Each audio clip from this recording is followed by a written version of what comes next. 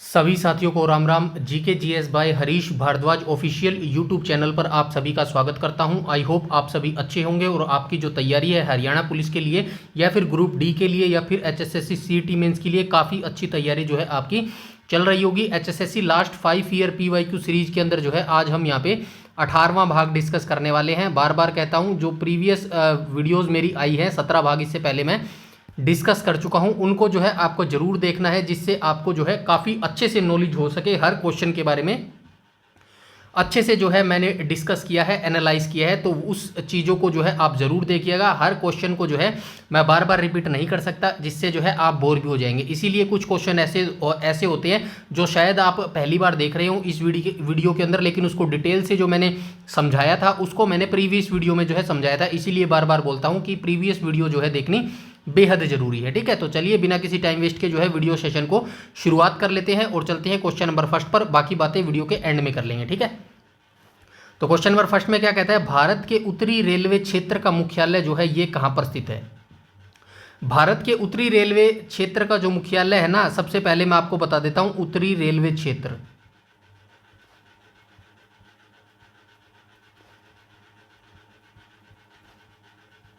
मुख्यालय तो ये कहां पर अवस्थित है, ये अवस्थित है दिल्ली में। अब आपको लग रहा होगा ऑप्शन में दिल्ली तो है ही नहीं भाई, ऑप्शन में तो अंबाला दे रखा है, चंडीगढ़, कुरुक्षेत्र और पंचकुला। तो राइट ऑप्शन मैं बता देता हूं, पहले अंबाला हो जाएगा। अब अंबाला के अंदर क्या है, अंबाला के अंदर मंडल कार्यालय है। ठीक है, मंडल कार्यालय है। ठीक है, मंडल कार्यालय ठीक है, मंडल कार्यालय है, जिसको इंग्लिश में क्या बोलते हैं, डिवीजन बोलते हैं। ठीक है, डिवीजन कार्यालय जो है वो अंबाला के अंदर अवस्थित है। तो ये मंडल कार्यालय जो है आपसे पूछा गया है, राइट ऑप्शन हो जाएगा ऑप्शन नंबर ए। ठीक है, ये यहाँ पे देख लो, सारी जो है शॉर्ट जो एक्सप्लेनेशन लिखी गई है आपके लॉन्ग टाइम याद करने के लिए ही लिखा गया है, डिटेल से लिखे गए हैं। उत्तरी रेलवे का मुख्यालय नई दिल्ली में है, लेकिन हरियाणा राज्य के भीतर उत्तरी रेलवे का जो डिविजनल हेडक्वार्टर है ना, वो मंडल कार्यालय बोलते हैं हिंदी में, ये अंबाला में स्थित है। ठीक है, सारी चीजें आपको याद रखनी है और ये पीडीएफ जो है वन टाइम के लिए नहीं है, यूज एंड थ्रो करो। यकीन मानिएगा, इस पीडीएफ को आप आगे तक कैरी कीजिएगा जब तक आपका सिलेक्शन नहीं हो जाता। ये चीजें आपको एक साथ कहीं भी नहीं मिलने वाली है। ठीक है, चलते हैं नेक्स्ट क्वेश्चन पे, क्वेश्चन नंबर सेकंड के ऊपर। क्वेश्चन नंबर सेकंड में बोला गया, हरियाणा में म्हारा गांव जगमग गांव योजना कब शुरू की गई थी। तो म्हारा गांव जगमग गांव जो योजना है ये 1 जुलाई 2015 को शुरू की गई थी। ठीक है, यहाँ पे लिखा भी गया है, ये डिटेल से देख लेना। म्हारा गांव जगमग गांव जो योजना है 1 जुलाई 2015 को शुरू की गई थी, और ये जो योजना है ये भी आप याद रखना बिजली आपूर्ति से संबंधित है। पूछा जा सकता है भाई, पूछा भी गया है पीछे, अभी इतिहास देखें हम एचएसएससी का, तो कई बार ये पूछ लेता है भाई, मेरा गांव जगमग गांव जो योजना है जिसको हरियाणा सरकार के द्वारा 1 जुलाई 2015 को शुरू किया गया था, ये किससे संबंधित है। 4 ऑप्शन दे देगा, बिजली आपूर्ति दे देगा, ठीक है, और बाकी 3 ऑप्शन दे देगा, तो आपको चूज करना होगा बिजली आपूर्ति से जो है ये संबंधित है। ठीक है, इसके बाद हम आ जाएंगे क्वेश्चन नंबर 3 के ऊपर। क्वेश्चन नंबर 3 में बोला गया, हरियाणा सरकार ने निम्नलिखित में से किस उद्योग एवं किसे, यहाँ पे किसे आएगा, किसे उद्योग एवं रोजगार का वर्ष जो है घोषित किया है। तो ये 2023 वर्ष को जो है हरियाणा सरकार ने जो है उद्योग एवं रोजगार का वर्ष घोषित किया था 2013 को। अब इसके साथ मैंने कुछ और जो है वर्ष बताए थे, जैसे कि 2006 बताया था, ठीक है, 2015 बताया था, उसके बाद 2023, 24, 25 भी बताया था। वो ईयर भी मैंने बताए थे कि किस वर्ष को हरियाणा सरकार ने किस रूप में जो है मनाने का निर्णय लिया था। इसीलिए बोलता हूं प्रीवियस वीडियो आप जरूर देखा कीजिएगा, वहां पे जो है एवरीथिंग डिटेल जो है आपको मिलने वाली है। ठीक है, चलते हैं नेक्स्ट क्वेश्चन, क्वेश्चन नंबर 4 के ऊपर। क्वेश्चन नंबर 4 में क्या बोला गया है, तो क्वेश्चन नंबर 4 में बोला गया है,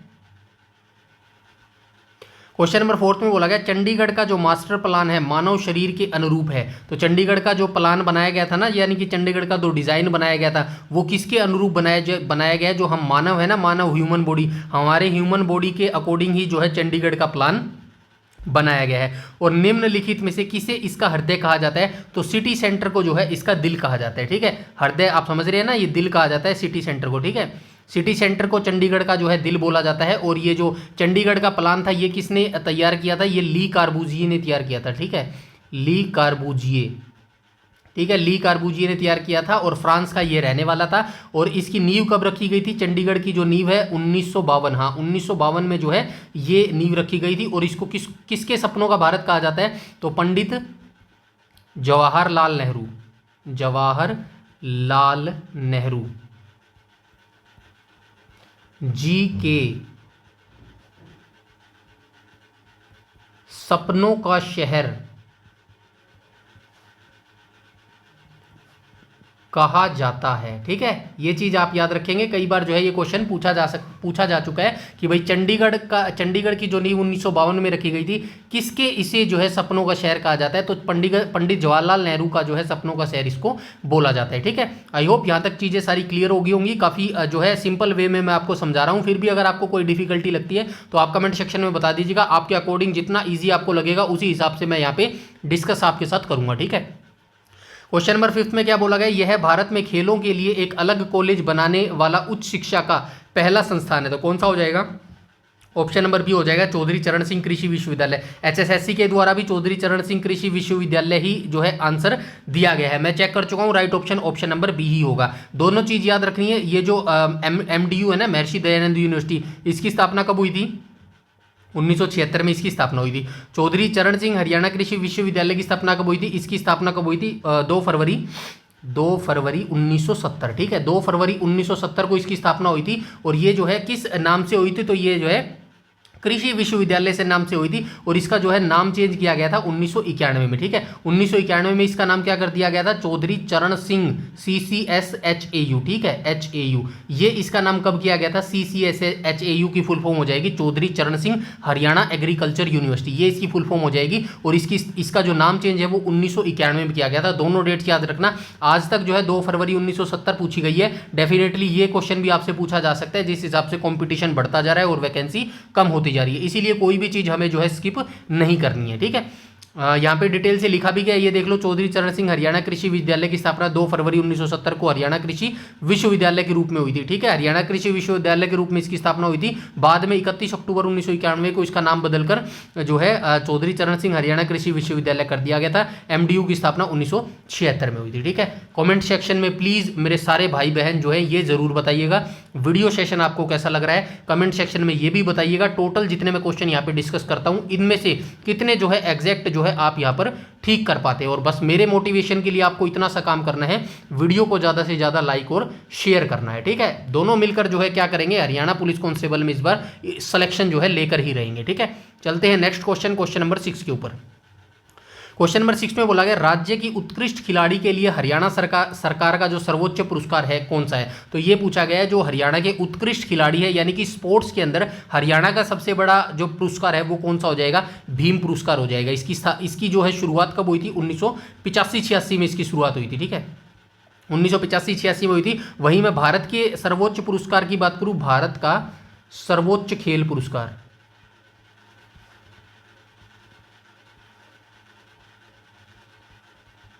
खेल पुरस्कार, ये कौन सा है, तो ये राजीव गांधी था पहले।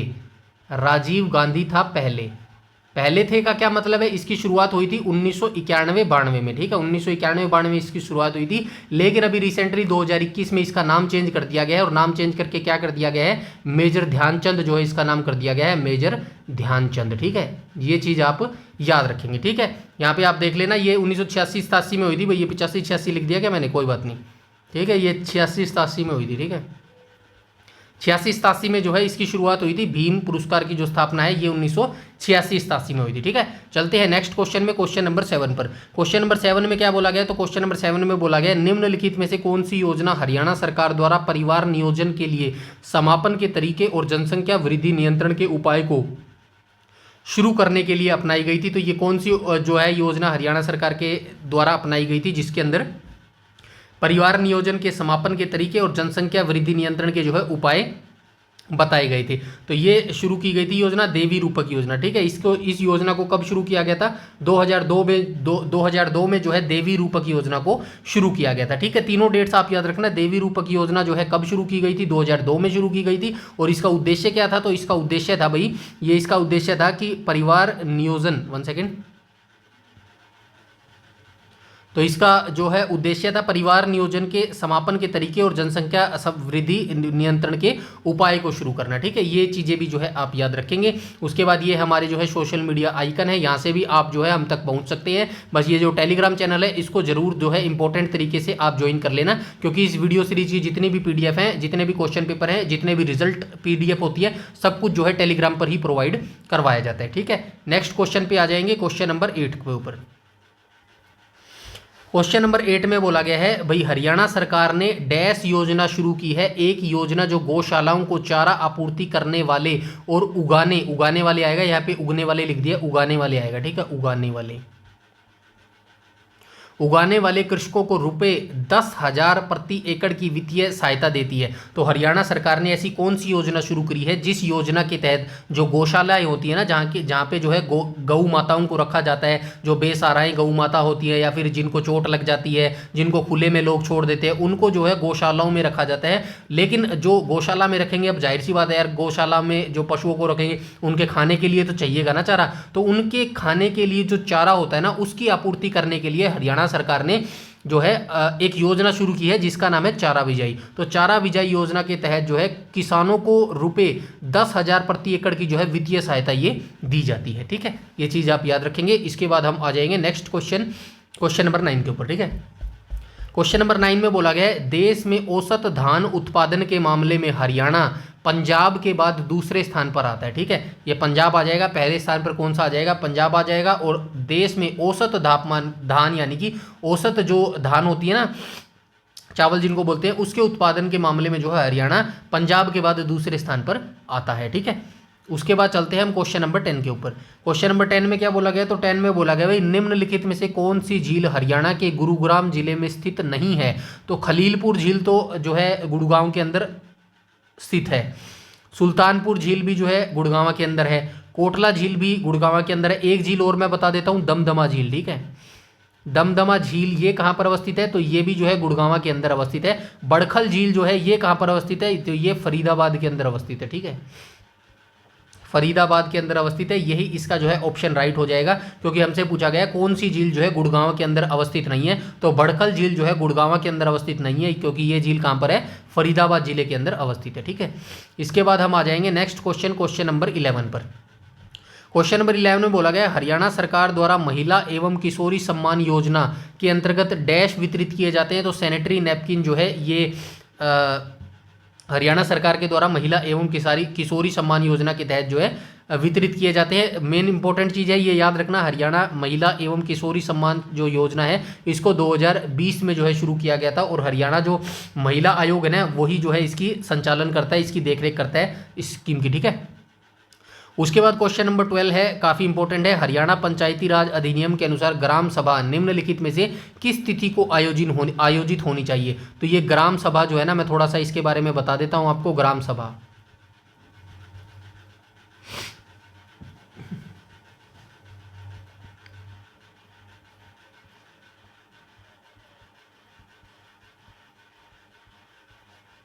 ठीक है, 2 बार ये आयोजित होनी चाहिए। पहली तो होनी चाहिए जो आंसर में भी दिया गया है, पहली होनी चाहिए 13 अप्रैल को। ठीक है, और दूसरी कब होनी चाहिए, दूसरी होनी चाहिए भाई 2 अक्टूबर को ना, 2 अक्टूबर ही था ना, हाँ ठीक है 2 अक्टूबर ही था। ठीक है, राइट ऑप्शन हो जाएगा ऑप्शन नंबर सी। और हरियाणा में पंचायती राज कब लागू हुआ था, तो 22 अप्रैल 22 अप्रैल आएगा,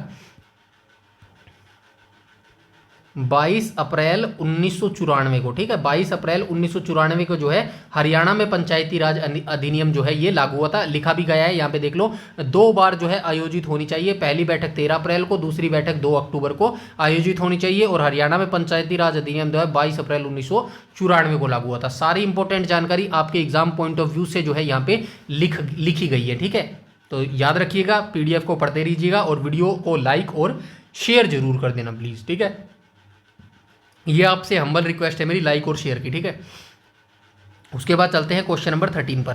क्वेश्चन नंबर 13 में बोला गया हरियाणा सरकार के मनोहर ज्योति योजना के अंतर्गत प्रत्येक परिवार को डैश वाट सौर प्रणाली दी गई है, तो 150 वाट जो सौर प्रणाली है ना वो दी गई है। ठीक है, ऑप्शन नंबर डी करेक्ट हो जाएगा मनोहर ज्योति योजना के अंतर्गत। और ये याद रखना भाई, ये जो मनोहर ज्योति योजना है ना, इसका उद्देश्य क्या है या फिर किस से संबंधित है, तो ये सौर प्रणाली से संबंधित है भाई, याद रखना। ये पूछा गया है लास्ट टाइम क्वेश्चन, मनोहर ज्योति योजना किससे संबंधित है, सौर प्रणाली से जो है ये योजना संबंधित है। ये भी याद रखना, 2017 में जो है इस योजना को शुरू किया गया था। इसके बाद हम आ जाएंगे क्वेश्चन नंबर 14 पर।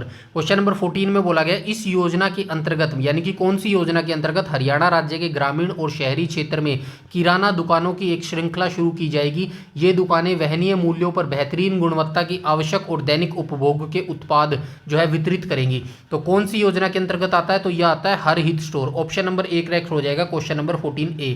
ठीक है, तो हरियाणा सरकार की ये योजना थी हर हित स्टोर। तो हर हित स्टोर के अंतर्गत जो है राज्य के जो ग्रामीण और शहरी दोनों क्षेत्र के जो किराना के दुकानदार होते हैं ना, वो जो है अपना प्रोडक्ट जो है इस अकेले स्टोर के ऊपर जाकर जो है अपना जो बेहतरीन गुणवत्ता का माल है वो जो है उत्पाद वितरित कर सकेंगे, बेच सकेंगे। ठीक है, तो ये हरियाणा सरकार के द्वारा पोर्टल शुरू किया गया था हर हित स्टोर। ठीक है, और ये उस समय का करंट अफेयर था, करंट अफेयर से भी ये क्वेश्चन पूछा गया था भाई, मेरे को याद है। ठीक है, पीछे जब ये एग्जाम हुआ था ना 2022-23 की बात है, उस समय जो है ये क्वेश्चन करंट अफेयर से रिलेटेड जो है पूछा गया था। ठीक है, नेक्स्ट आ जाएंगे क्वेश्चन नंबर 15 पर। रोहतक की इस मॉडल ने जो है वर्ष 2017 में मिस वर्ल्ड का खिताब जीता था। ठीक है, तो ये रोहतक में जो है बाद में ट्रांसफर हुई है भाई, ये जो यहाँ पे लिखा गया ना मानुषी चिंदल, इनका जन्म कहाँ हुआ है, झज्जर में इनका जन्म हुआ है भाई, ये आप याद रखना। ठीक है, झज्जर में इनका जन्म हुआ है और इन्होंने जो पढ़ाई है वो कहाँ से की है, तो पढ़ाई जो है इन्होंने की है भगत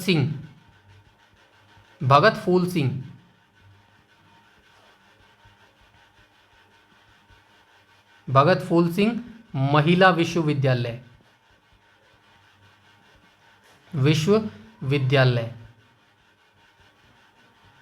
और इस विद्यालय की स्थापना कब हुई थी, 2006 में जो है इस विद्यालय की स्थापना हुई थी। मानुषी छिल्लर है 2017 में जो है इनको मिस वर्ल्ड का जो है खिताब जीता था। ठीक है, तो मानुषी छिल्लर हरियाणा के झज्जर जिले की रहने वाली है। यहाँ तक ये रोहतक शायद बाय मिस्टेक हो सकता है भाई, इसको छोड़ देना आप। ठीक है, ये नहीं आएगा रोहतक यहाँ पे।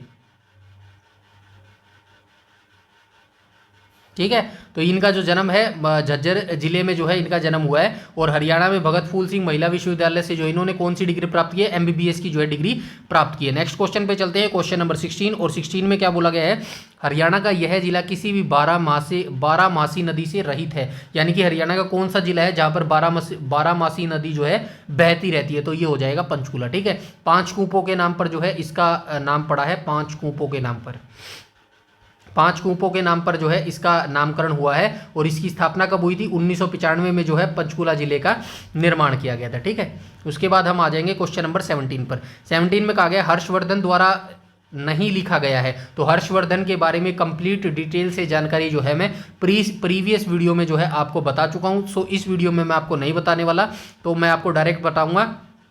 क्वेश्चन नंबर 17 का जो है राइट ऑप्शन हो जाएगा ऑप्शन नंबर सी। ठीक है, बाकी जो है नागानंद होगी, रत्नावली होगी और एक और पुस्तक होगी नीचे प्रियदर्शिका। ये तीनों पुस्तक ही किसके द्वारा लिखी गई है, हर्षवर्धन जी के द्वारा लिखी गई है। हर्षचरित जो है पुस्तक ये किसके द्वारा लिखी गई है, बाण भट्ट के द्वारा लिखी गई है। ठीक है,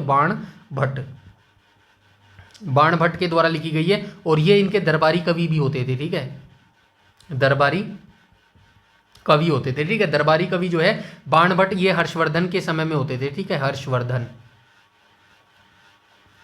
ठीक है, हर्षवर्धन हो गया नागा। और एक और पुस्तक इन्होंने लिखी थी हर्षचरित के साथ, मैं यहाँ पे लिख देता हूँ कादम्बरी। ठीक है, ये याद रखना, कादम्बरी पुस्तक और जो है ये दोनों पुस्तक जो है बाण भट्ट के द्वारा लिखी गई थी। इनके दरबार में जो है एक यात्री आया था, क्या नाम था उसका, ह्वेन स्वांग था।